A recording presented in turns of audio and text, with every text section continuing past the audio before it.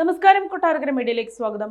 അമിത വേഗതയിലെത്തിയ truck ബൈക്കിലിടിച്ച് സ്ത്രീ കൊല്ലപ്പെട്ട സംഭവത്തിൽ AI സഹായത്തോടെ പ്രതിയെ പിടികൂടി. മഹാരാഷ്ട്രയിലെ നാഗ്പൂർ പോലീസാണ് പിടികൂടിയത്. ഭാര്യയെ ഇടിച്ചിട്ട ട്രക്ക് ഏതാണെന്ന് തിരിച്ചറിയാൻ ഭർത്താവിന് സാധിക്കാതെ വന്നതോടെ ലഭിച്ച അടയാളങ്ങളെ AI സാങ്കേതികവിദ്യ പ്രയോജനപ്പെടുത്തി തിരിച്ചറിഞ്ഞതോടെയാണ് പ്രതിയെ പോലീസ് കണ്ടെത്തിയത്.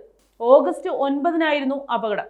ദമ്പതിമാർ ബൈക്കിൽ സഞ്ചരിക്കുമ്പോൾ അമിത വേഗതയിൽ വന്ന ഒരു ട്രക്ക് ഇടിക്കുകയും യുവതി റോഡിലേക്ക് വീഴുകയുമായിരുന്നു. ട്രക്ക് അവരുടെ ശരീരത്തിലൂടെ കയറിയിറങ്ങി. ഡ്രൈവർ വാഹനം നിർത്താതെ ഓടിച്ചുപോയി. തുടർന്ന് മധ്യപ്രദേശിലുള്ള ഗ്രാമത്തിലേക്ക് ഭാര്യയുടെ മൃതദേഹം ബൈക്കിൽ കെട്ടിവെച്ചാണ് കൊണ്ടുപോയത്.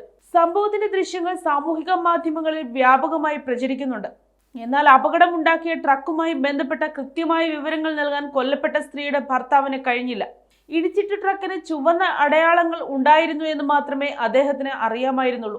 CCTV ദൃശ്യങ്ങൾ ശേഖരിച്ച് ആർട്ടിഫിഷ്യൽ ഇന്റലിജൻസ് അൽഗോരിതങ്ങൾ ഉപയോഗിച്ച് പരിശോധിച്ചതിലൂടെ 36 മണിക്കൂറിനുള്ളിൽ പ്രതിയെ കണ്ടെത്താൻ സാധിച്ചതായി ബന്ധപ്പെട്ട വൃത്തങ്ങൾ പറയുന്നു.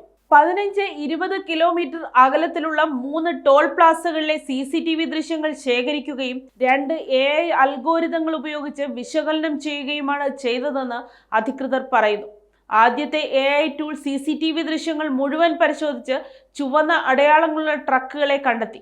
രണ്ടാമത്തേത് ഈ ട്രക്കുകളുടെ എല്ലാം ശരാശരി വേഗത വിശകലനം ചെയ്തത് ഏത് ട്രക്കാണ് കുറ്റകൃത്യത്തിൽ ഉൾപ്പെട്ടിരിക്കാൻ സാധ്യതയെന്ന് സൂചന നൽകി.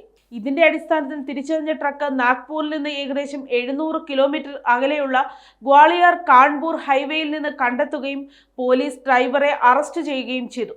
മാർവൽ എന്ന പേരിൽ ഒരു പ്രത്യേക സംവിധാനത്തിന് മഹാരാഷ്ട്ര രൂപം നൽകിയിട്ടുണ്ട്. ഇതിന്റെ പൂർണ്ണ ഉടമസ്ഥാവകാശം സംസ്ഥാനത്തിനാണ്.